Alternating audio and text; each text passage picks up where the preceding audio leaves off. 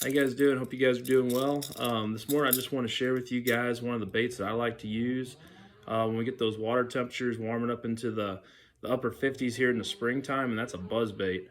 Today we're going to be talking about the Giant Slayer buzz bait. This is the buzz bait that I've been throwing the last couple of years.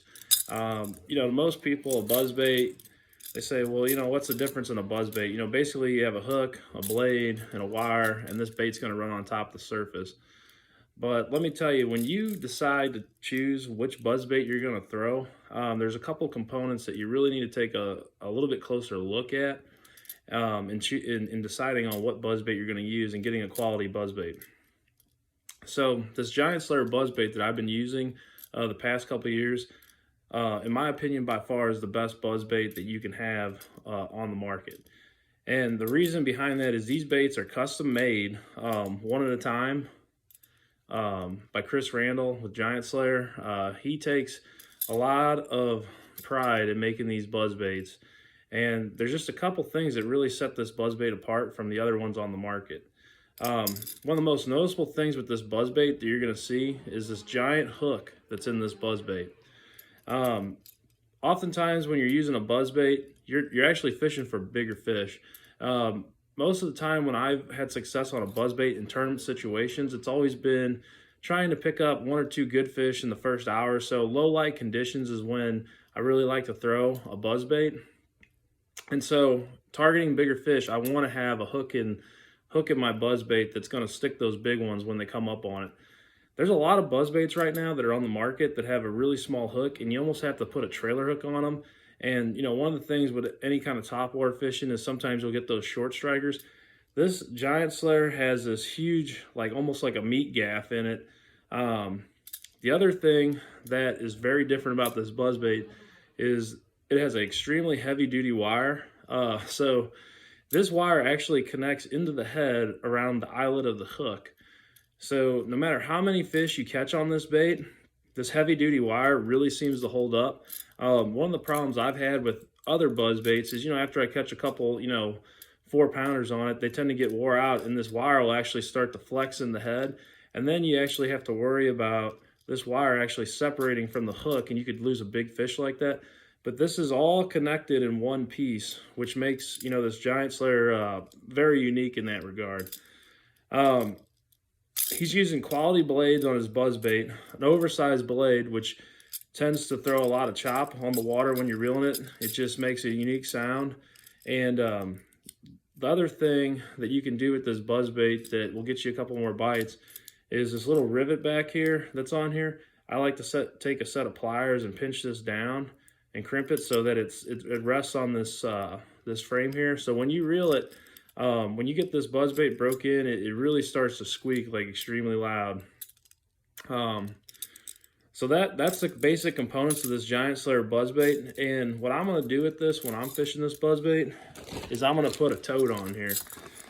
Most of the time when I'm throwing a buzzbait, I just don't use skirts as much. I know a lot of people like to throw skirt. When I go to rig this buzzbait, I'm going to put a toad on here. And the way I like to rig these buzzbaits for what I'm doing is I'll take say a Zoom horny toad or a toad like this, and I'm just going to slide it on the hook just like this. And I want this hook to come out right between the two legs.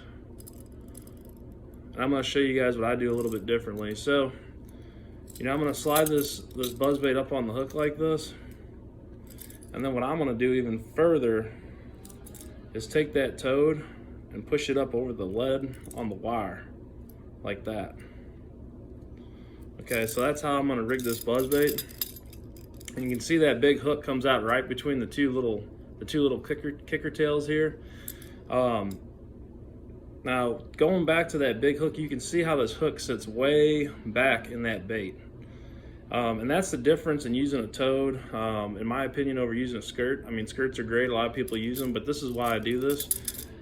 When a big fish comes up and he grabs his buzzbait, having that toad on there really gives him something to suck into his mouth. And most of the time they're going to come up, and say if they try to grab the back end of this bait, that hook is so close to it that you almost get them every time. And I've caught some really key fish in some of my tournaments using this setup.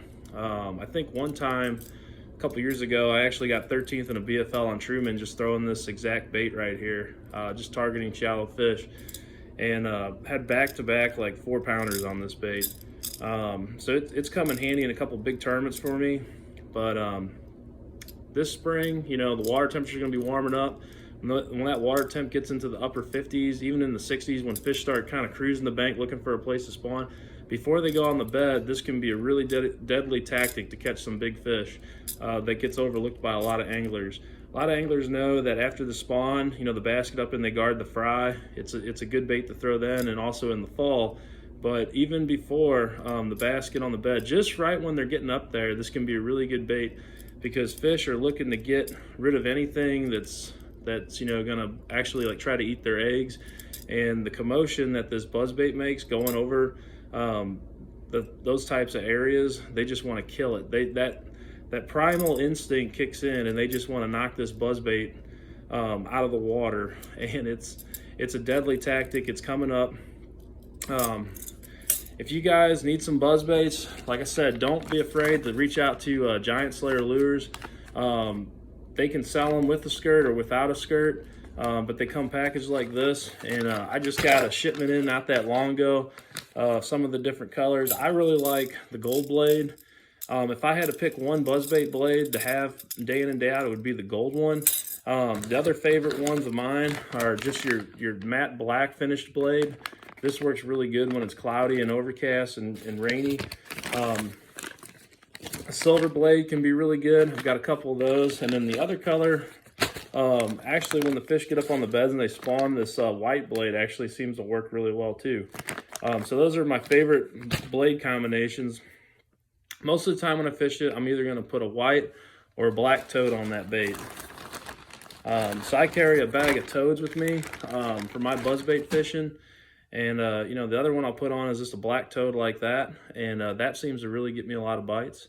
So hope you guys enjoyed the tips about buzzbait fishing. When you're fishing this bait, I like to throw it on 20-pound mono most of the time. It gives it a little bit of stretch, so when that fish comes up and grabs it, it allows them to suck that bait in a little bit more. If you're fishing around some really gnarly stuff or you're around some vegetation, you might want to step up to 65-pound braid. But the only thing with braid is that it has a whole lot less stretch in it. So you have to really like hesitate on the hook set to make sure that the fish get the bait real deep in their mouth. That's the only thing with using braids. So most of the time now I've actually switched over to mono. But like I said, guys, check out Giant Slayer Buzzbaits and get ready for spring. It's one that crushed these things. Until next time, guys, take it easy.